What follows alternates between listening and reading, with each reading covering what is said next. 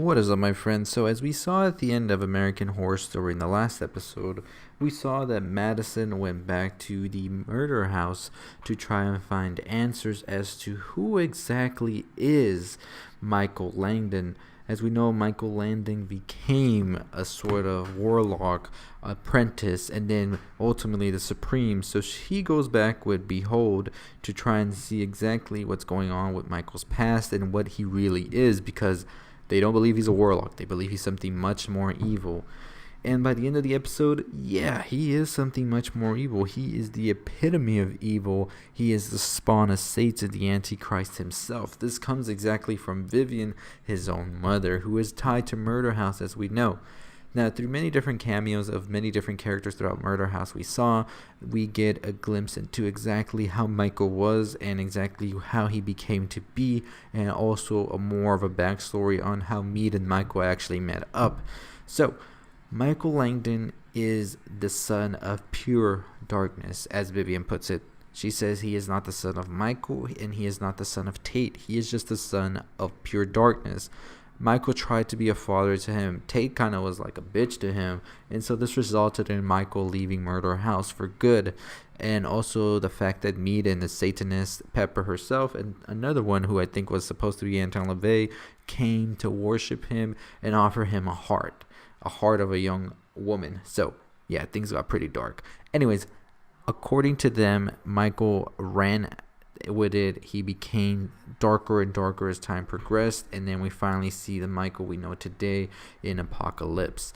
So a big question has finally been answered. Michael is not the son of Tate or the son of Ben. He is the son of pure darkness, Satan himself.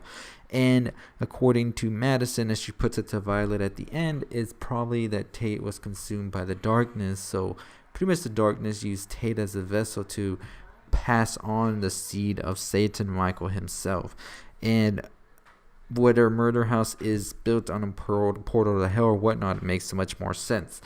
And it's going to be pretty interesting to see exactly how the witches can even combat a warlock such as Michael, because you got to remember that Michael's not a warlock, and he was already strong as hell now, and now that he is the Antichrist as well, it's going to be interesting to see exactly, because we're still in the past, remember, we haven't made it to the present since episode 4, so we're still in the past, seeing how everything came to be for Michael, and I'm pretty sure next episode will definitely be going back to the present, so it's going to be interesting to see exactly with all of this information that we have now, and knowing that the witches have come back, how exactly all of this is going to play out.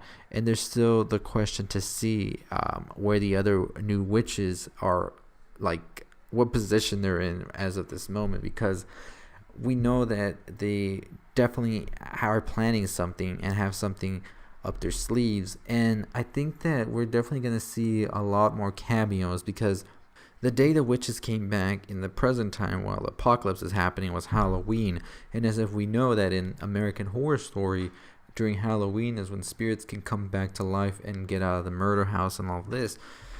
It's going to be interesting to see if we might see Tate come back, or anybody from the murder house exactly, or Mead herself. And I'm just curious. There's bound to be a big spirit war, no doubt about it, in my mind. And the witches definitely come prepared for all of that. So next week, we definitely might get a big climax, if not the start of one in the season. And definitely our answers have been answered already as to where, who, and what Michael is. But the big question is, where is he going? What is his ultimate goal? Is he trying to rule the world? Is he trying to destroy everything? Or where exactly is all of this leading in the show? So I think that's going to be interesting to find out once we get more questions answered in the next season. But overall, I'm shocked to find out that Tate wasn't the father, or he might be. But it's going to be interesting how they explain it. So I don't know. Let me know your thoughts about it below. What do you think about Michael, his father? What do you think is Michael's ultimate goal by the end of the season?